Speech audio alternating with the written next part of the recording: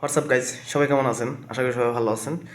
আমাদের বাংলাদেশের ক্রিকেট ভক্তদের জন্য একটা খুব ভালো একটা খবর, সেটা আপনারা সবাই ইদানিং জেনে গেছেন যে মুস্তাফিজ এই বছরের আইপিএলে বাংলাদেশের ইতিহাসে সর্বোচ্চ দামে কলকাতা তাকে নিছে 9,20,00,000 টাকায়। সেটা আমাদের জন্য 100% একটা খুশির খবর। আর মুস্তাফিজুর রহমান এটা ডিজার্ভ করে, আমরা এই জিনিসটাই চাইছিলাম। ঠিক আছে, মুস্তাফিজ জানি না চাইছে কি না, কিন্তু তার ভক্তরা এই জিনিসটাই চাইছে যে Mustafiz Australia, West Indies, south Africa, তারপরে হলো আপনার শ্রীলঙ্কা, আফগানিস্তানের প্লেয়ারদের মতো একটা দাম পাবে। যাই হোক, এই বছর কলকাতা আমাদের নিরাশ করে নাই, বাঙালিদেরকে নিরাশ করে নাই। আর মুস্তাফিজুর রহমান যে যাই বলো, ঠিক আছে, এই জিনিসটা তার প্রাপ্য।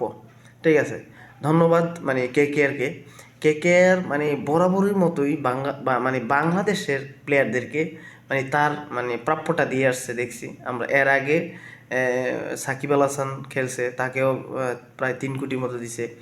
দেন মাশরাফি বিন মুর্তজা, আমাদের যে ক্যাপ্টেন, ঠিক আছে, ওনাকে 4 কোটি দিয়ে কিনছে।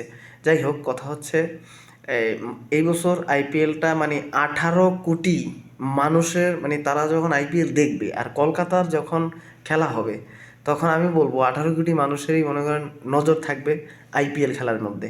ঠিক আছে, কারণ আমরা খেলার আগেই একটা খেলার আগেই আমরা মনে করেন মনে হয়েছে যে জয় নিয়ে আসছে, এরকম একটা অবস্থা। যাই হোক, অনেক বছর পর, ঠিক আছে, মুস্তাফিজ তো অনেক অনেক দিন যাবৎ সাকিব আল হাসান খেলছে, মুস্তাফিজ খেলতেছে, তারপর এইরকম এত দামে বাংলাদেশে কোনো প্লেয়ার যায় নাই আইপিএলে। ধন্যবাদ কলকাতাকে।